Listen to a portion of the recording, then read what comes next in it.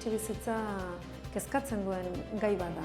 Eta horretarako jakinda gai edo problema printzipal bat dela gazte askontzako eta gazteak ez direntzako, gure neurriak etxe bizitzaren arazoa konpontzear honako hauek dira.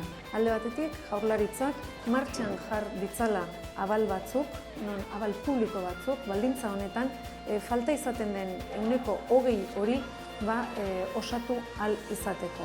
Bigarrenik badakigu jende askok ezin izaten duela etxebizitza publiko batean sartu bere soldata pasa egiten delako, baina merkatu publikoan ere ezin izaten du sartu. Horregatikan gure nahia da muga horiek zabaltzea jende gehiago sartu ahal izateko etxebizitza publiko batean.